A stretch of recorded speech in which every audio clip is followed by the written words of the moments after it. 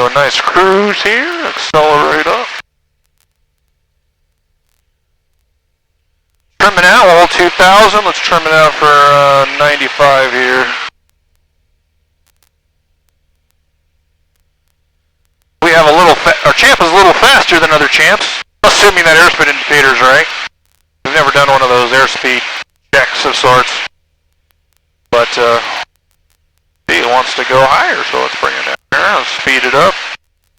About 2150 should give us about 95 miles an hour.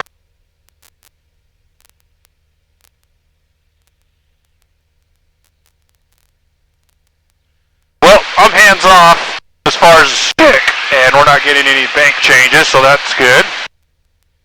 Now, one thing I did notice before, we're getting a little, I would call it turbulence, but there's a little air movement there, is that if I take my feet off the pedals, we would have a yaw.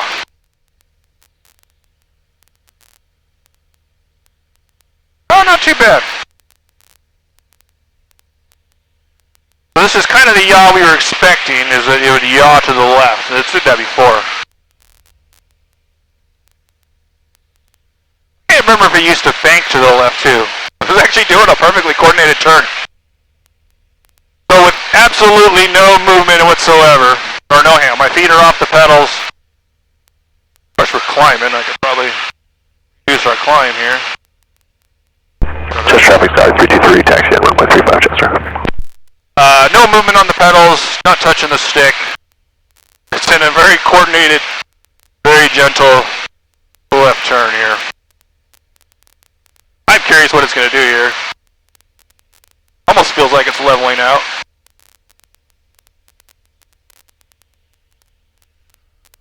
Let's trim it a little more down.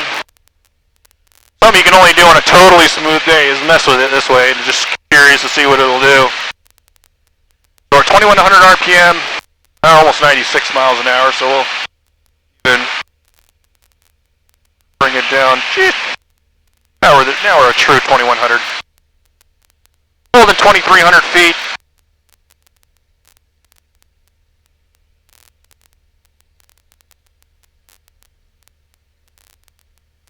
That's fine.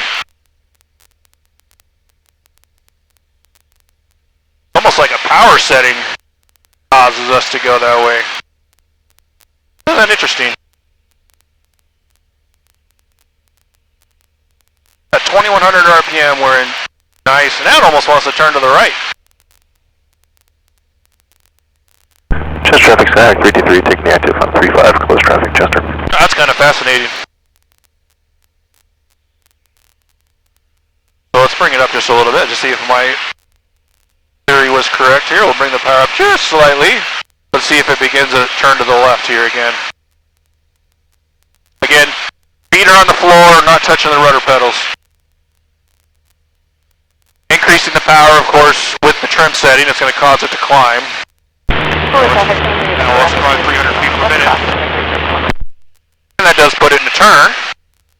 And then if we bring the power down, let's see what happens if I bring it to 2000. I'm curious if it will want to do a right turn.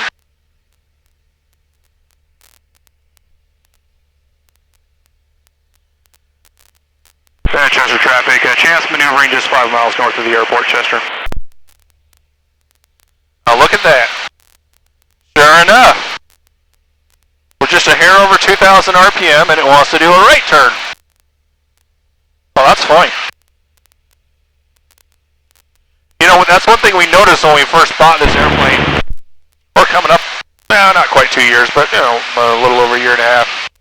Was that it was very particular as far as rudder pressures on the power setting.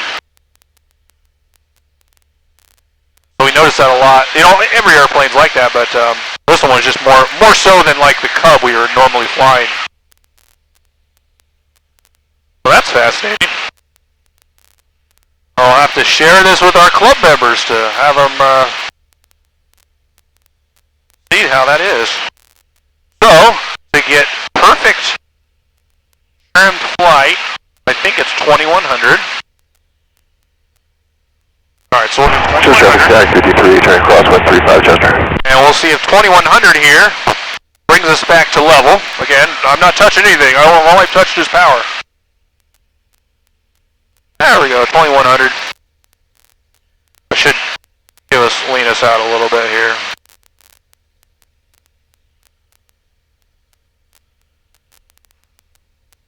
And there we go. Level flight.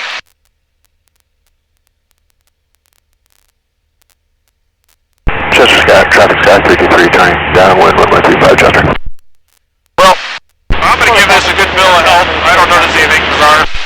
I mean, that's just an interesting fact. That has nothing to do with any kind of problems with the airplane. That just tells me that it is very responsive to the power input. It is trimmed for 2100 RPM, 95 miles an hour. It will do straight and level.